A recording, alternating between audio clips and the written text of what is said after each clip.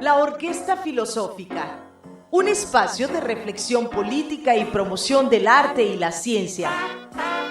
La Orquesta Filosófica, conducido por René Cervera. Un concierto del buen pensar. René Cervera e invitados. La Orquesta Filosófica. Comenzamos.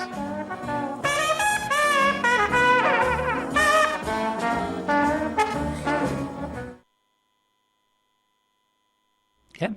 Perdón, me distraje un ratito, pero estamos con el programa de la Orquesta Filosófica, que ya saben ustedes que les deseo que pasen muy buena semana de sábado a sábado, que estamos en contacto. Y hoy vamos a hablar desde luego de un tema fundamental, que es la economía. ¿Qué pasará? Siempre nos estaba contando un poco antes de que empezáramos nuestro entrevistado, que en la economía pues siempre hay riesgos. Pero no vamos a elucubrar, por decirlo de alguna forma, qué va a pasar. Vamos a ponerle la mayor ciencia posible para encontrar cuál es el destino que tenemos para el 2024 y cómo termina el 2023. Y para esto invitamos a Alfonso Vargas, que tiene un cargo importante en el Instituto Politécnico Nacional y es maestro en economía. Tengo que aclarar que en cuestión, cuando hablamos de economía, pues hay escuelas. Unos dirán unas cosas y otros dirán otras en términos de lo que más se desea. ¿Cómo estás, Alfonso Vargas? ¿Cómo te sientes? Muy bien, aquí estamos. Muchas gracias por la invitación. Aquí a la orden. Pues bien, yo conocí a Alfonso en estas peripecias políticas y quisiera que veamos.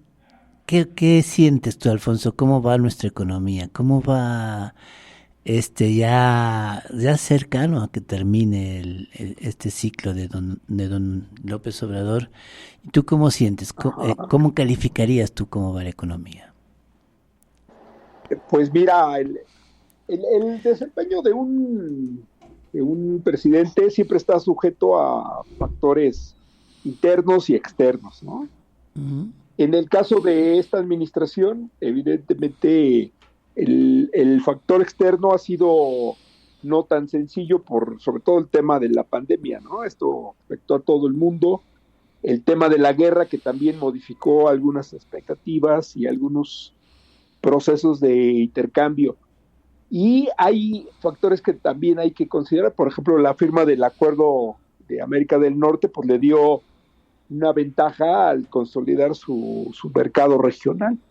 En términos generales, venimos de un crecimiento interesante, inclusive por encima de lo que se había previsto por algunos organismos, pero muy cercano a lo que el gobierno tenía estimado. Entonces, ¿cómo puedes juzgar el desempeño de un gobierno? Bueno, crecimiento económico es importante, pero también hay que considerar cómo se comportan factores como el consumo, ¿no? El comercio, los servicios, la balanza comercial, cuánto se exporta, cuánto se importa, el ingreso de inversión extranjera, las remesas, que en el caso de México son muy importantes, el papel que van jugando los mercados financieros, ¿no? Entonces, en general, mi balance es positivo. La información reciente que se publicó sobre esta disminución relativa de pobreza, bueno, es favorable, tampoco es lo que se requiere, hace falta más incidencia. Creo que está recuperando el poder adquisitivo de las familias a partir de la nueva política salarial, pero tampoco quiere decir que estamos en las mejores condiciones, sigue habiendo problemas, ¿no? Las tasas de interés siguen al alza, es una política que orienta el Banco de México, es autónomo, no depende del Ejecutivo. Entonces hay factores también que están ahí como parte de lo que hay que considerar. En general yo creo que ha sido favorable, es una política económica distinta a la que habíamos observado, hay más inversión pública, la inversión pública siempre va a tener en general un buen efecto en la demanda. La política de transferencias hacia las familias también ayuda, ¿no? Eso se ve en la disminución de la pobreza en general, pero bueno, también venimos de un sistema de 40 años de políticas muy restrictivas. no se han desmontado totalmente, ¿no? Y bueno, ahora falta lo más complicado, que es el cierre. Hemos tenido cierres sexenales difíciles, ¿no? Con devaluación, el tipo de cambio se ve muy estable, inclusive por abajo de las ideas que se tenían de algunos analistas y comentólogos, de que, bueno, íbamos a llegar a un tipo de cambio de veintitantos, ¿no? 28 hasta 30, y bueno, ha estado muy, muy estable en función de un conjunto de factores, ¿no? No es resultado nada más de una decisión del Ejecutivo, son factores que están ahí, y bueno, yo creo que favorable, pero no hay que confiar en que todo está resuelto, ¿no? Hay que estar al tanto de lo que viene, del cierre, ¿no? Y bueno, la variable política pues siempre influye, ¿no? Sobre todo en la toma de decisiones de los agentes privados. Y yo creo que ahí lo que he estado observando es que, por ejemplo, la encuesta que hace Banco de México con un conjunto de áreas del sector privado, bueno, regularmente ellos, por ejemplo, los crecimientos para el país los estiman siempre por abajo de lo que considera el gobierno, me parece razonable, ¿no? Inclusive no coinciden en lo que se prevé para el crecimiento del siguiente año, el tipo de cambio. Sin embargo, pues parece que la política que ha seguido el gobierno es más cercana a lo que ha estado sucediendo. Han tenido un margen pequeño de discrepancia con lo que han estado pronosticando. Y hay indicadores interesantes, por ejemplo, el petróleo, ¿no? De que había subido mucho, ya se estabilizó, y eso también habla de un contexto internacional diferente, ¿no? Entonces, creo que es favorable, pero no hay que inundarnos de optimismo, ¿no? Tampoco es válido, y hay que tener los pies en la tierra, porque pues la economía mexicana tiene debilidades estructurales de décadas, ¿no? Entonces, que se crezca no garantiza siempre una buena distribución de la riqueza, ¿no? Seguimos teniendo serios problemas de concentración, discrepancias regionales. Creo que hay un elemento favorable en términos regionales con estas obras que se están haciendo, que prácticamente se van a concluir la mayoría este año, y creo que eso va a favorecer mucho la posibilidad de tener un crecimiento relativamente estable, y pues eso puede fortalecer a la economía frente a lo que pueda suceder en el ámbito internacional, ¿no?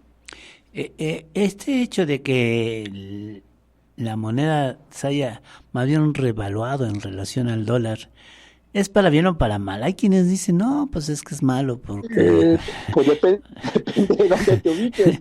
Sí, si tú, sí, a ver, dice la teoría del comercio internacional, si tú eres exportador, te conviene un tipo de cambio que esté más elevado, porque tus mercancías son más baratas hacia afuera, ¿no?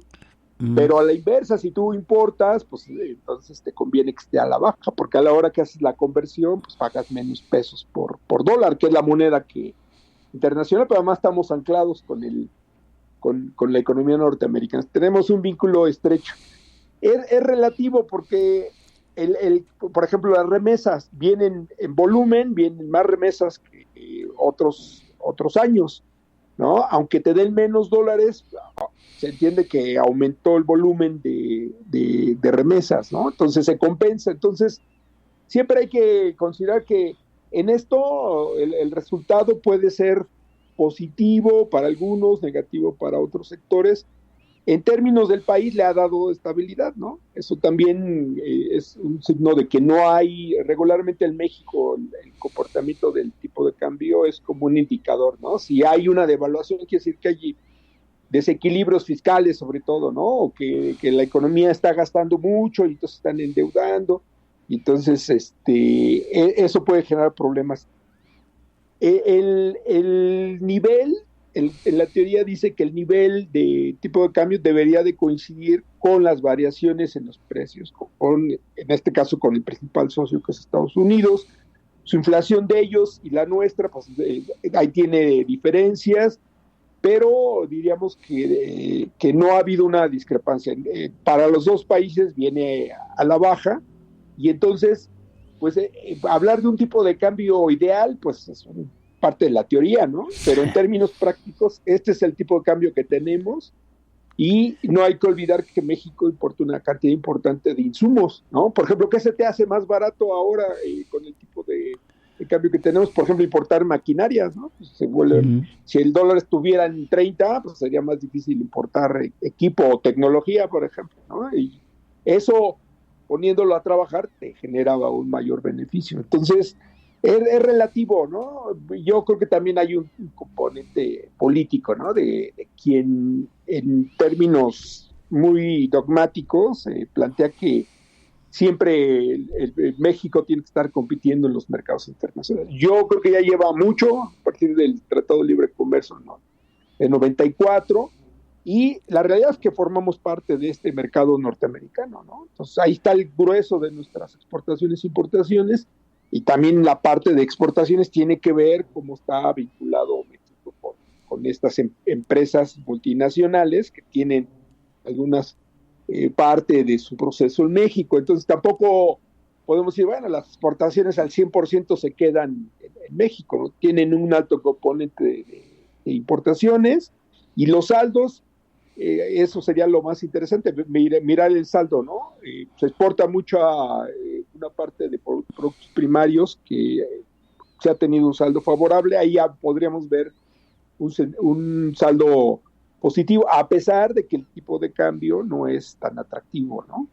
¿Qué quiere decir? Que hay competencia en los mercados y México no está compitiendo necesariamente por precio, ¿no? También hay el componente calidad. Tú puedes competir por precio o por calidad, ¿no? Entonces ahí hay diferencias o emergencias, ¿no? El caso de la guerra se planteó una nueva manera de comercio de algunos productos, ¿no? Y entonces seguramente pues México, al estar más cerca, no estar metido en un conflicto bélico, pues puede apoyar y surtir de algunos productos, sobre todo Estados Unidos, ¿no?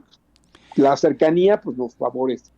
Entonces ahí siempre hay un elemento político, ¿no? De cómo mirar la economía. Entonces, lo real es que las economías van madurando y no van a crecer siempre a altas tasas. Hay ciclos, ¿no? Entonces, eso también, y los ciclos tienen que ver también con el elemento externo.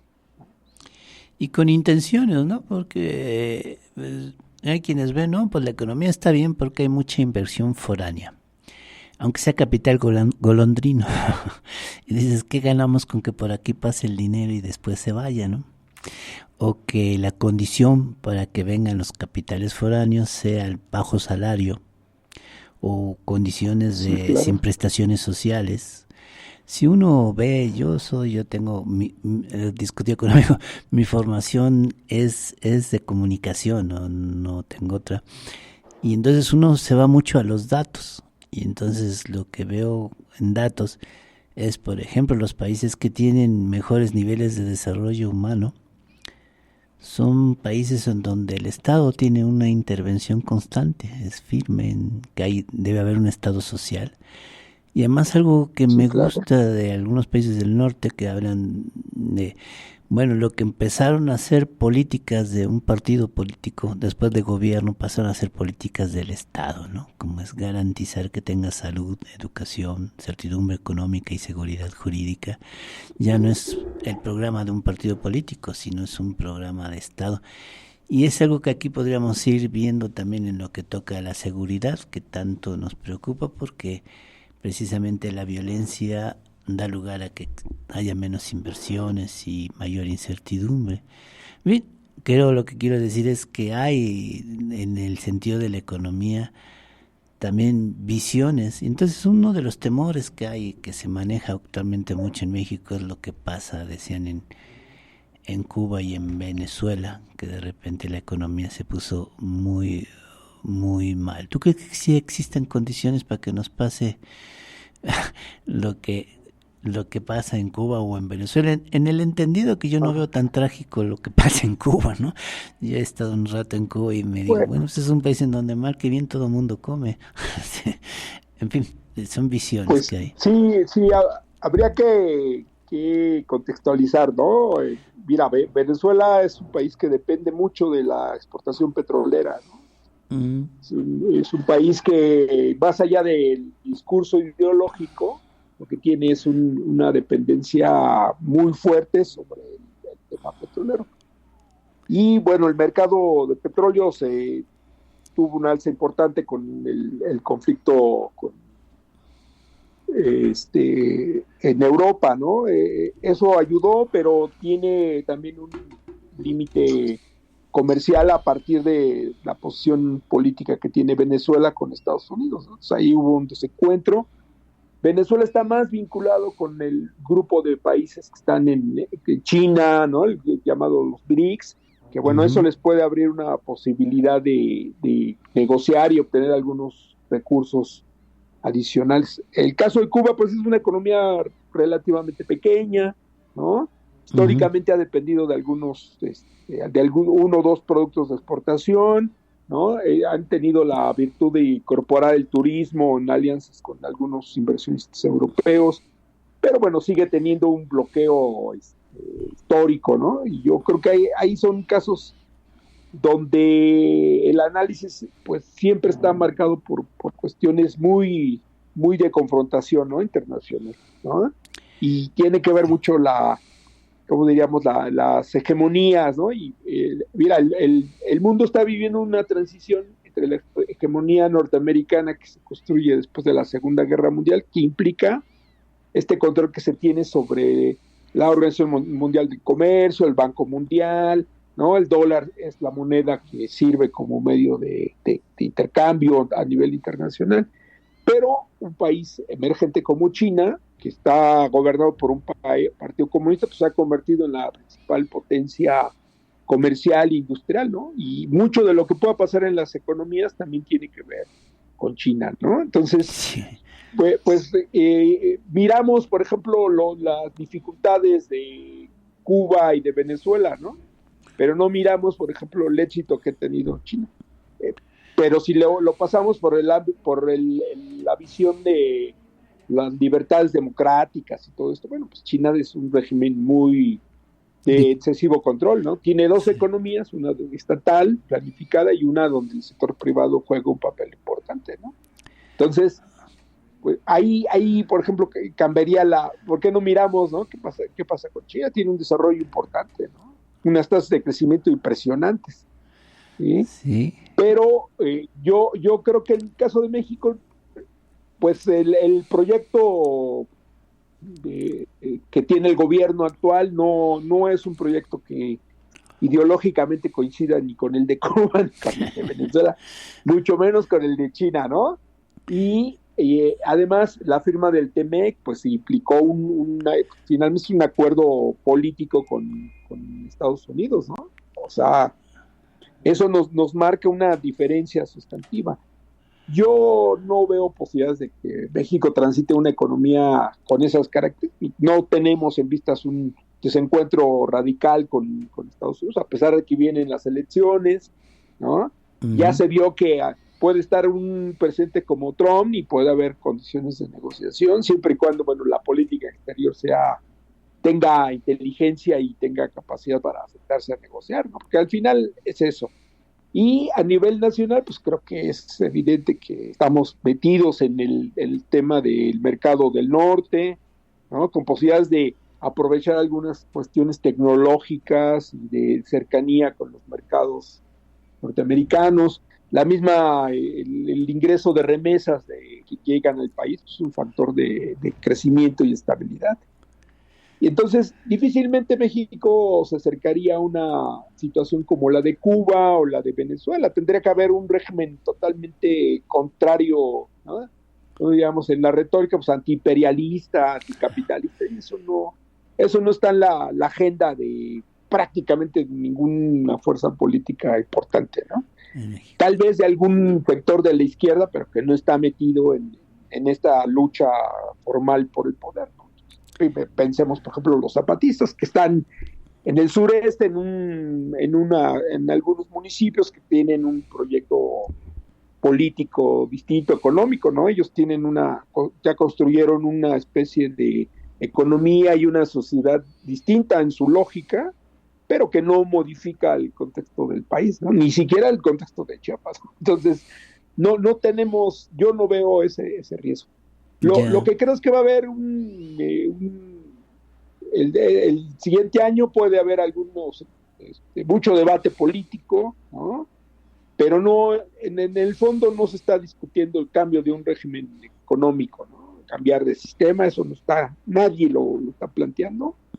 Son matices, ¿no? Más mercado, menos Estado, y creo que uno de los temas sustantivos es esta preocupación que coincido contigo, ¿no? Que se haga y que pasemos de los derechos que están en la Constitución, que ya están ahí plasmado una parte importante, es una Constitución con una visión social y de una economía de intervención del Estado, eso no está a discusión, ¿no? El tema de planeación democrática, la intervención, el papel que juega el Estado y el gobierno en turno en la búsqueda de un país con mejores condiciones, está plasmado en la Constitución. Entonces, creo que en eso no hay posibilidades de que tengamos un retroceso, pero lo que sí sería importante es que estas políticas se vayan convirtiendo en política de Estado, ¿no? Ya no dependan de que llegue un partido que tenga mayor vocación social, sino que sea una obligación a partir de que está en la Constitución y sus leyes secundarias, ¿no? Pero no solamente a nivel federal, sino también en los estados. Yo el ejemplo que te pondría es, por ejemplo, la beca para las personas adultos mayores, que es una beca universal, es una buena política de redistribución, ¿no? Que además, como es universal, no está sujeta a esta posibilidad de manipulación electoral, política, ¿no? Condicionamiento. Entonces, pues debemos de aspirar a políticas importantes en otros ámbitos. Educación y salud me parecen fundamentales. La experiencia del COVID nos debe de llevar a que el sector salud se transforme, y educación, pues si no tenemos esto que le llaman capital humano, ¿no? Para mí son esta capacidad de generar cuadros tecnológicos, técnicos, profesionales que transformen la realidad a partir de la innovación, ¿no? Digo, yo soy politécnico, entonces pues ahí hay un papel sustantivo para la escuela politécnica, para las escuelas públicas y también para las privadas, ¿no? Entonces, por ejemplo, ahí me parece que es lo que hay que seguir insistiendo, ¿no? Que la política del Estado se vuelva permanente, una educación masiva, pero de calidad, ¿no? No tendría por qué ser que todos vayan a la universidad y todos sean malos, ¿no? Y yo creo que también hay que irnos quitando esa idea. ¿Se requiere más inversión en educación? Sí. ¿Más inversión en salud? Sí. Pero se requieren profesionistas que estén en condiciones de atender, ¿no? Porque, bueno, muchos criticamos el sistema de salud, pero hay que ver en qué condiciones ha estado, ¿no? Y estos modelos de privatización, lejos de favorecer que por ejemplo, el sistema de salud mejorara, pues se puso una situación muy, muy complicada. Entonces, revertir esas deficiencias no va a ser fácil. Entonces, yo creo que hay buenas condiciones, aún en un clima de confrontación política, ¿no? Entre dos bloques, ¿no? Porque así se ve el proceso electoral. Yo creo que difícilmente, hoy llamamos esta izquierda de la cuarta transformación, iría en un sentido radical, ¿no? Y nos pusieran en una condición tipo Venezuela, no sé, estoy pensando Cuba, bueno, pues es un asunto histórico de muchas décadas, ¿no? Yo creo que no, me parece que no hay condiciones. Al contrario, creo que lo que va a ir pasando es que conforme se acerque la elección, vamos a tener más claridad, pues, de qué tipo de propuestas económicas, políticas y sociales están formulando, ¿no? Pues, eso podría favorecer una política de Estado para construcción del Estado de bienestar, sí, ¿no? Que se fue desmontando, porque venimos de un neoliberalismo de 4 décadas, ¿no? Sí. Entonces ese neoliberalismo pues no ayudó y tampoco le dio estabilidad a la economía mexicana, ¿no? Porque pues ahí también se cometían abusos y se cometían errores, ¿no? Y se seguía estas dinámicas que imponen los organismos financieros internacionales, bueno, porque te están salvando de una crisis mayor y pues te obligan a que ahora usted va a privatizar, ahora usted va a subir, ¿no? Va a buscar que el sector privado se haga cargo de ciertos sectores. Ya vimos que ese modelo no funciona. Tampoco quiere decir que todo lo que haga el Estado está bien. Tiene que pasar por un proceso de evaluación, ¿no? Eso es política de Estado, ¿no? Evaluar si realmente están contribuyendo, ¿no? Si están fortaleciendo la economía. Entonces, la economía debe de proporcionar estos bienes y servicios para la población, debe de generarse sueldos y salarios razonables que permitan que la población viva bien, que garanticen sus niveles de vida. Eso está en la Constitución, ¿no? Uh-huh. Y entonces, ahí yo creo que no veo posibilidades de una crisis profunda como la que vivimos en 94, o lo que nos acordamos de las crisis de los 80, ¿no? O sea, crisis de deuda que no podamos pagar, ¿no? Yo creo que ha habido una política, diría yo, sensata, ¿no? En el gasto público, no ha habido sobreendeudamiento, hay un endeudamiento razonable. Si revisamos los contextos internacionales, bueno, hay países que tienen problemas porque están sobreendeudados. Veamos el caso dramático de Argentina, ¿no? O sea, ahí la inflación y la deuda y, bueno, pues ahí ya veremos qué pasa ahí en las elecciones que vienen, pero sí es dramático, ¿no? Porque es una economía que medianamente se había estabilizado y ahora pues entró en una etapa muy difícil, ¿no? Y ahí yo creo que los vaivenes políticos tampoco han ayudado, ¿no? No se consolidó una economía más sólida, ¿no? Está ahí con este personaje Milei, ¿no? Que estos libertarios que cumple ese pronóstico, ¿no? De que cuando estás entre más alejado estás de gobernar, pues es más fácil que hagas propuestas, pero claro, ahora que ya viene la elección, habrá que ver qué pasa, ¿no? Yo esperaría, por ejemplo, en Argentina, pues que la reflexión de ese país, de los ciudadanos, pues les permita no caer en un grave error, porque ahí, en vez de encontrar una alternativa, pues se van a hundir, ¿no? No le van a dar estabilidad a su economía, y al final eso incide en el bienestar de la población. Entonces, sí se requiere una parte importante de la economía es entender que se requiere estabilidad, pues, para también tener herramientas para controlar el ciclo económico, que no se puede en términos estrictos, sino hay que buscar suavizarlo, ¿no? Es que sí, me gustaría algunas reflexiones. Se menciona mucho eso del endeudamiento argentino, cuando el endeudamiento de los Estados Unidos no está mejor.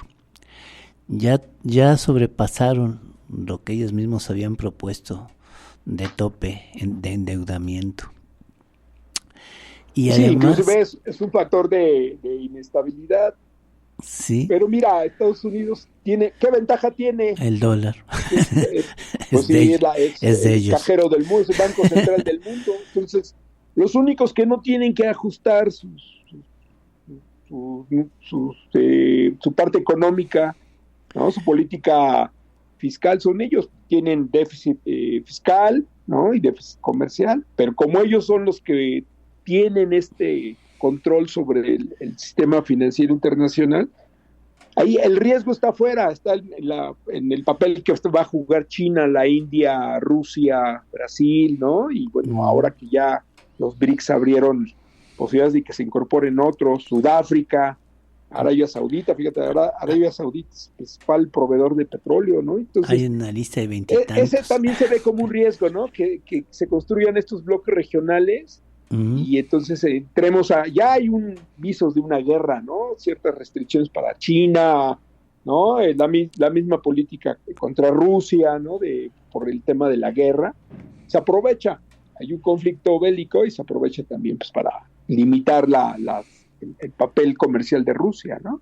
Sí. Entonces, sí juegan eso en este conjunto de contextos, ¿no? Sí. Nosotros no hemos vivido un efecto directo, por ejemplo, de la guerra con Ucrania, porque nuestro comercio central es con Estados Unidos, ¿no? Y entonces no tenemos una vinculación, ¿no? Pero por lo mismo. En el caso de Europa, Por lo mismo. Alemania, ¿no? Ahí el aumento de los energéticos fue dramático. Ya les obligó a una conversión, ¿no? Ya está en Están volviendo a recesión. usar carbón. Ya está en Está recesión, volviendo a ya lo usar carbón. aceptaron. Sí, y está en recesión. Mira, es que te decía todas estas cosas porque hay que ir rompiendo mitos, como dice por ahí un argentino que luego veo que es vive en Alemania, se me olvidó su nombre ahorita, pero hace sus reflexiones. Pero hay casos, como ejemplo, entre los que entrevistamos, alguien me hacía notar que quien andaba presionando para que subieran los salarios mexicanos era precisamente Donald Trump, que presionaba para que si entrábamos ya no al Tratado de Comercio México, Canadá y Estados Unidos, sí con el del Pacífico, que no era justo que se pudiera competir con los salarios mexicanos tan bajos para atraer capitales, Claro. ¿no? Sí. Y te llama la atención, no, pues como la ultraderecha está pensando más en los trabajadores que lo que consideramos la izquierda. Y dice uno, pues estamos llenos de incongruencias en realidad en este tipo de medidas. Pues mira, ahora, precisamente en estos días, hay todo un movimiento importante laboral. Están los guionistas y actores Sí. en Hollywood en una huelga, Sí. pero también han estado estallando huelgas en el sector automotriz. Ajá. Yo vi una de sus demandas, un aumento salarial del 40% del sector automotriz, que es una industria emblemática de Estados Unidos, ¿no? Sí. Quiere decir que sí hay que revisar las políticas laborales. En el caso de México, bueno, pues se viene de un incremento sustantivo en el salario mínimo, que por cierto no generó un efecto inflacionario, y ahí se rompe uno de los grandes mitos de Friedman y todos sus seguidores, ¿no? Monetaristas, que pues siempre decían, el temor es que si se aumenta el salario viene la escalada salarios-precios, entonces, y no, pues tenemos una inflación que está a la baja, está controlada, está dentro de las más bajas de los países de la OCDE, y entonces está, diríamos, con un comportamiento razonable. Entonces, sí, las políticas laborales son, mira, no son resultado de modelos de equilibrio, sino son resultados de negociaciones. Y entonces, en el ámbito internacional, el sector laboral pues ha ido, con el neoliberalismo, atajó muchos de los beneficios que se habían conquistado de esto que se llamó el estado de bienestar, ¿no? Pero sí. Ahora después de la crisis 2006-2008, pues también es necesario rediscutir las políticas laborales, ¿no? Y bueno, y hay muchos fenómenos que hay que analizar, la interconexión de las cadenas productivas, ¿no? Y ya competir solamente con salarios bajos no necesariamente te da ventaja, ¿no? Pues, puedes hacerlo en qué, pues en bienes que son muy básicos, textiles, por ejemplo, ¿no? Los famosos maquilados textiles, pero no vas a poder competir, por ejemplo, en autos eléctricos, ¿no? Necesitas una mano de obra capacitada que pueda utilizar la tecnología de la información para poder operar, ¿no? Entonces, es algo que yo, en mi opinión, México está transitando hacia allá, ¿no? ¿Por qué? Por la cercanía, porque ya son muchas décadas de estar vinculados, ¿no? Entonces, sí hay posibilidades de que se compitan con mejores salarios, sí, pero va a tener que pasar este proceso de aprendizaje, y por eso creo que el tema educativo, la misma salud, ¿no? ¿Cómo mantienes un sector laboral sano con capacidad de trabajo? Pues tienes que mejorar su salud, ¿no? Al final de cuentas, ¿no? Salud física y hasta salud emocional. ¿Te acuerdas, ¿no? Porque es parte del desempeño, ¿no? En la práctica, las empresas requieren trabajadores sanos, con buenos pues sí. salarios para que rindan y sean creativos, ¿no? Pues sobre sí. todo en los esquemas que tenemos de creación de valor, que son más creativos, ¿no? Entonces, si México quiere estar dentro, por ejemplo, de estas nuevas cadenas productivas, ¿no? Estos sectores diferentes, ya Estados Unidos tiene toda una campaña un programa para la creación de chips, y México ya se incorporó en eso. Entonces, quiere decir que está cambiando. Tal vez lo que vivimos en los 80s, 90s, se va a ir modificando, y entonces habrá que estar al tanto.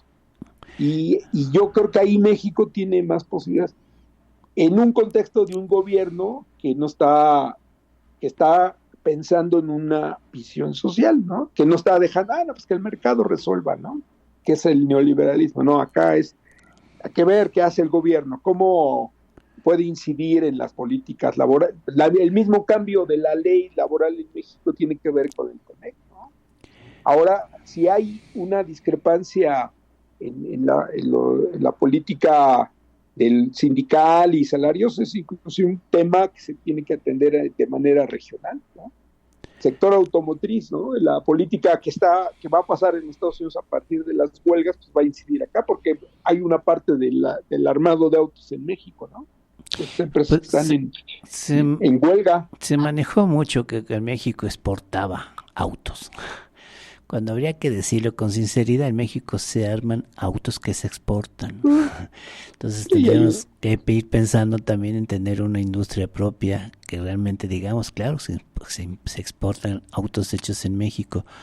Aunque yo tampoco veo que todo tenga que ser por fuerza exportable, ¿no? Creo que somos una nación que tiene que buscar su mercado interno también. No, bueno, el mercado interno es importante. Uh-huh. Yo creo que no puede haber una política solamente hacia un sector externo y olvidar el interno. Tienes que pensar en la manera de que la producción nacional, la producción de servicios nacional también favorece el crecimiento y el desarrollo de los países, ¿no? Y entre más, dice la teoría, entre más valor agregado le dé, la diferencia entre exportar naranjas y jugo de naranja es importante, o entre exportar petróleo, exportar gasolinas o petroquímicos, ¿no?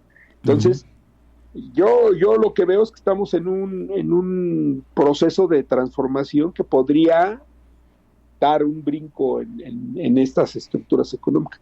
No es fácil porque mira, el caso de los bienes de capital, que es lo sustantivo, pues ahorita es más barato importarlos, porque además el dólar está barato, ¿no? Entonces, eso no favorece que se desarrolle una tecnología. Sin embargo, yo creo que tiene que haber ya una política más clara de promoción de la investigación tecnológica, ¿no? Porque además ya se requiere. Pues no vamos, o sea, estar importando siempre equipos, pues no te garantiza, ¿no? Viene un conflicto, pasa, ¿no? Vienen los conflictos internacionales, viene el cierre, se modifican las prioridades y puedes quedar sin estos suministros. Eso le pasó a México en la segunda posguerra. Viene el cierre las economías se reconvierten a la producción para la guerra y entonces México tiene que a fuerzas tuvo que sustituir importaciones. Empezó con lo básico, eso ya está superado. Faltan los bienes de capital. Brasil es un buen país de ejemplo de cómo se puede construir un sector de bienes de capital, ¿no? Entonces, eso también hay que observar las experiencias internacionales. La India, ¿no? Y la misma China, empezaron copiando y ahora ya tienen su propia tecnología.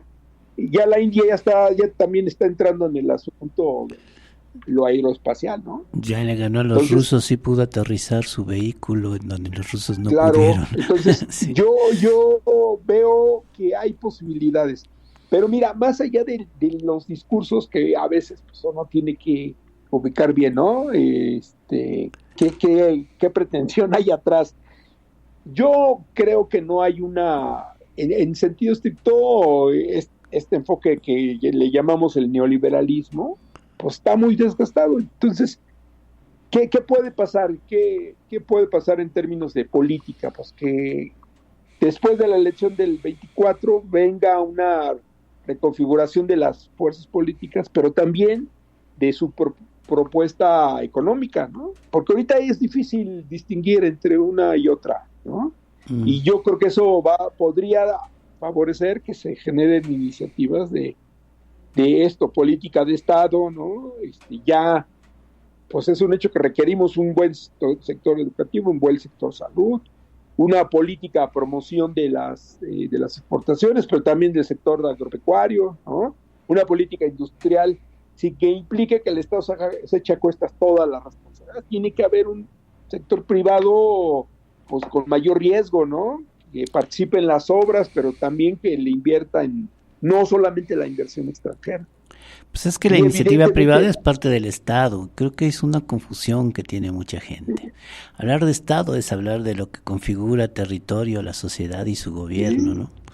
Entonces como que quieren separarte, ¿no? Si es el Estado va contra la iniciativa privada. No, pues hablar de Estado significa qué papel tiene la iniciativa privada en la construcción de la economía, del desarrollo. Mira, y en esta experiencia ahora sí que en el balance de esta administración que ya le falta el último año, pues así como hay empresarios que están abiertamente en contra y otros que están inmersos en la política nacional, ¿no? Sí. Están participando en la construcción de los trenes, ¿no? Están participando en otros proyectos y traen sus propias iniciativas. Entonces, también ahí tenemos que hacer más economía política, ¿no? Que es esto, identificar quiénes, ¿no? No todos los empresarios están en contra. Digo, hay algunos destacados que siempre están en los eventos, pero siempre están invirtiendo, ¿no? Y además les va bien, ¿no? No necesariamente. Bueno, inclusive a los que son muy críticos tampoco les va mal, ¿eh? Tampoco les está yendo mal. Lo único, bueno, pues le cerraron las puertas a los negocios estos particulares que tenían, pero bueno, así es el ciclo, ¿no? Es el ciclo político, ya no están cerca para recibir beneficios, favores, pues ahora tienen que entrarle a las licitaciones no sé, como debe de ser, ¿no? No sé qué tan honestas sean las licitaciones del actual gobierno, sinceramente, pero creo que sí, lo que tenemos que entenderlo como regla es que lo mejor es que participe quien tiene las mayores virtudes para ello y no hacerlo por las influencias, que es lo que ha prevalecido en este país. Dice claro. Eso es lo que hay que ir viendo. También Andrés tiene que entender que él dice que se barre la corrupción de arriba hacia abajo. Yo diría que hay que barrer primero de adentro hacia afuera. Son una serie de cambios que debemos ir haciendo. La eficiencia y la transparencia de los gobiernos es algo que debe ser permanente. Sí. Y en la medida que sea la actividad pública funcione dentro de los parámetros razonables de la actividad económica, pues va a beneficiar, ¿no? Entonces, yo creo que ahí pues hay que seguir insistiendo, ¿no? Tiene que haber mecanismos y procedimientos sin que impliquen generar más instancias que estar revisando, ¿no? Porque ahora tienes muchas que revisan, pero que en términos prácticos ninguna corrige, ¿no? Yeah. Pues tiene que haber efectividad también en la corrección, en el castigo, porque eso también te permite un sistema económico sólido, ¿no? Si el empresario sabe que puede entrar a competir y puede obtener algún proyecto con condiciones claras, pues va a permitir mejores resultados, ¿no? Entonces, pues también hay que apostarle a un Estado que a un gobierno que haga las cosas bien, ¿no? Es un proceso, igual que un empresario que estaba acostumbrado a recibir ciertas ventajas, pues, que ahora se desacostumbre y pues que busque competir con las mejores condiciones, ¿no? Entonces, pues va inmerso en el proceso, ¿no? Ya nos tenemos que ir yendo, Alfonso. Y pues sí, es un buen diálogo el que nos has hecho. Yo siempre digo, lo importante que entendamos cuando hablamos de economía es que la idea es que todo mundo despierte bajo un techo amable, que todo mundo pueda irse a dormir sin hambre, que todos tengamos, es muy importante decir equidad social. No es bueno que alguien tenga para comprarte y tú tengas necesidad de venderte en todo sentido por desigualdades sociales. Funcionan mejor los países que tienen equilibrios económicos. Hay algunos ejemplos que me preocupan, como por ejemplo la India es muy desigual, está creciendo pero de una forma muy desigual. En fin, hay que ir buscando cómo es el país, y cada persona que nos escuche pues tiene que ir viendo cómo es el país que quiere, el que se imagina, el que debemos construir y qué requisitos debe de cumplir. Estamos viviendo ahorita un momento muy crítico en cuanto a que se pierde la objetividad. O está la gente muy en contra del gobierno o muy a favor del gobierno, y ambos lados sin objetividad. Y si hay que ser críticos, decía don Eberto Castillo, siempre es mejor ser críticos contra el gobierno, a la larga siempre es mejor. En fin, pero no exagerados como se está dando también en estos momentos. También yo por eso te decía cuál es la idea de cómo será el 24, porque ahí de repente te están llegando muchos mensajes catastróficos. Vamos a lo peor de lo peor. Y dices, bueno, el dólar, pues sencillamente somos un país muy endeudado. Si el dólar baja, pues tenemos menos deuda. Prácticamente, ¿no? Sí, hay fenómenos que hay que analizar, pero al final el tema práctico para las familias es cuánto ingreso dispones para vivir, ¿no? Para tus gastos familiares, educación, salud. ¿Qué poder adquisitivo tienes? ¿No? Sí, también entonces, hay políticas que dicen, puchos, es que en el modelo neoliberal era muy el Estado no debe intervenir, hay famoso consenso de Washington en la economía, y criticar mucho los estados endeudados, cuando estamos viviendo países que están muy endeudados individualmente, o sea, gente que debe más de lo que puede producir. Es pues, lo que se da en modelos económicos que consideran idóneos. Las grandes ganancias financieras que implican estos esquemas de endeudamiento, ¿no? Tanto para los países como para las familias, particular, ¿no? Sí. Entonces, nosotros tenemos una deuda histórica, ¿no? Una deuda externa histórica. Y esa ya alguna vez yo hice la cuenta hace muchos años que trabajé en Notimex, que por cierto ya desapareció. Sí. Había un conflicto sindical, pero te platico la anécdota. Hago yo la nota con un informe Banco de México, información oficial, hago una notita y pues calculo cuánto se ha pagado de interés en 10 años y de cuánto es el saldo. Y entonces pues yo simplemente hice una suma como buen economista, ¿no? Entonces yo hago una nota diciendo cuánto hemos pagado de intereses y cuál es nuestro saldo. Pues ya la habíamos pagado, ¿no? Entonces, obviamente la nota nunca salió en la agencia, ¿no? Me mandaron llamar y me dijeron, no, ¿usted qué le pasa? Yo dije, bueno, pues es que yo hice un análisis, ¿no? Yo sanamente, ¿no? Queriendo, pues darle la información. Entonces, pues, para mí eso es un ejemplo de que a veces la información pues, se puede usar de una o de otra manera. Mira, en el caso de la economía mexicana, para ir dando un dato, hay una expectativa de que va a crecer, pero no va a crecer tanto como el cierre de este año. Este año vamos a crecer un poco más de lo que se tenía previsto. Fue hasta sorpresivo. La inflación prácticamente está entrando dentro de los parámetros que se planteó el gobierno y evidentemente para el siguiente año, es un contexto mundial, la economía va a entrar en un proceso, no de recesión, pero sí de menor crecimiento, le llaman. Y hay algunos riesgos, ¿no? Tienen que ver con los mercados financieros, la misma inflación, las tasas de interés altas para controlar la inflación, la vigencia del conflicto de Ucrania, la desaceleración de la economía china, ¿no? El papel que están jugando algunos países como los BRICS y por algunos momentos, pues algunos fenómenos con los bancos que pueden entrar en quiebra, ¿no? Y que el Estado tiene que intervenirlos, porque si no, eso pasó en Europa, pasó en Estados Unidos con algún banco, y entonces hay una política rápida de intervención, porque ya saben que si esto nos llevó a la crisis 2006-2008. Entonces, siempre la expectativa económica siempre está sujeta pues decíamos al principio, a un alto grado de incertidumbre, y hay factores que no los podemos controlar. Finalmente, la economía es una ciencia social, aunque utiliza mucho remontal matemático de predicción, ¿no? Ahorita, pues, seguramente en octubre, noviembre vamos a empezar a oír muchas predicciones, ¿no?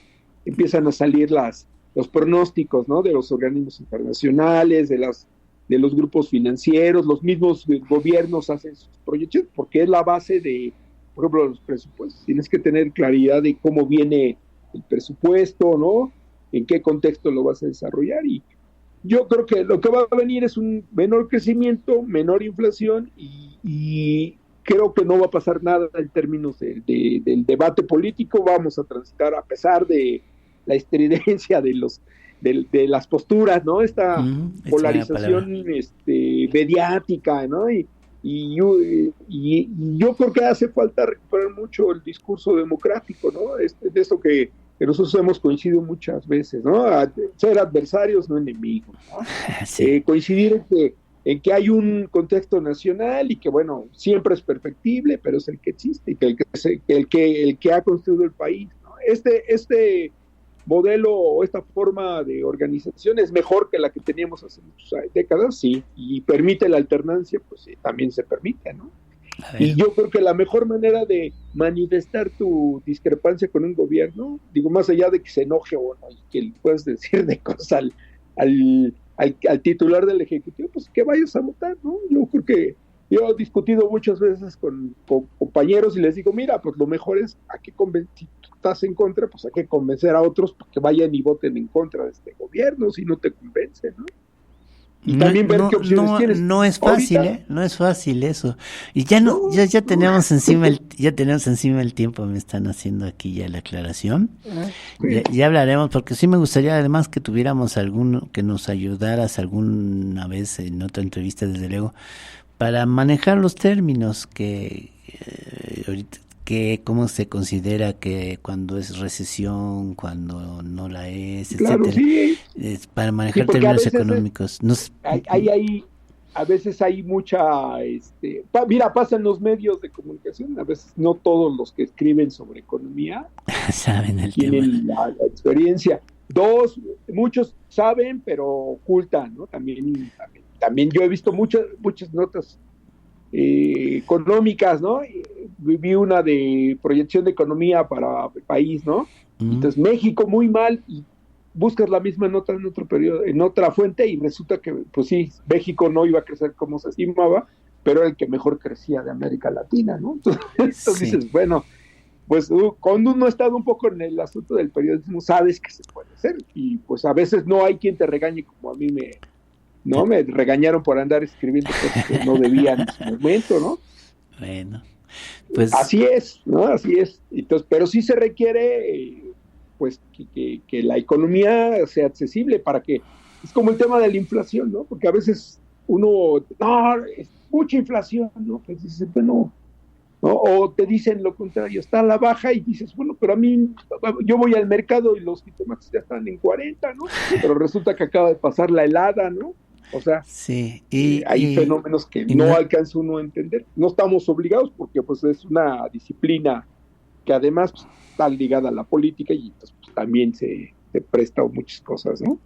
Bueno, sí. Pues no quiero irme sin, sabes que tenemos un convenio con nuestro contador, al cual aprecio mucho por su paciencia con nosotros, en donde decimos que si alguien de que nos escucha necesita, que siempre se necesita hablar, entenderse con Hacienda, pues les recomendamos a nuestro contador, que nos ha ayudado por 12 años a la Orquesta Filosófica a salir de estas situaciones.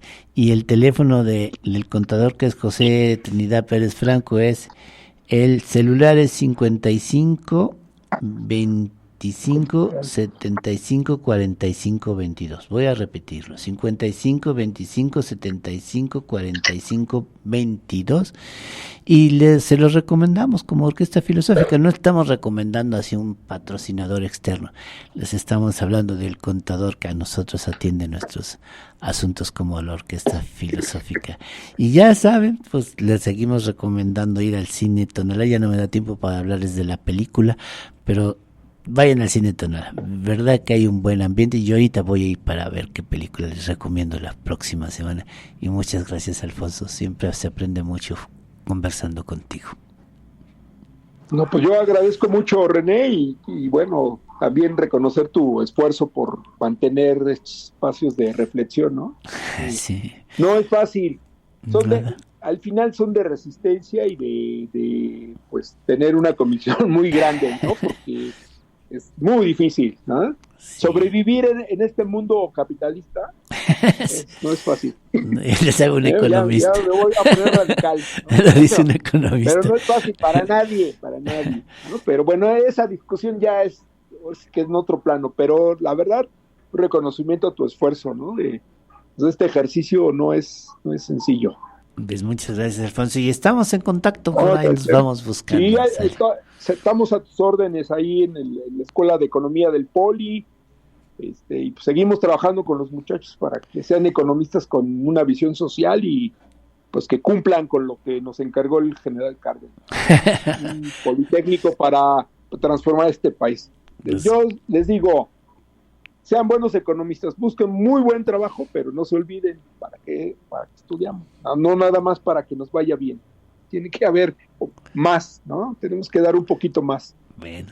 Pues a eso estamos obligados. Nos despedimos, ya estuvimos con la Orquesta Filosófica, siempre muy a gusto aprendiendo algo, y muchas gracias.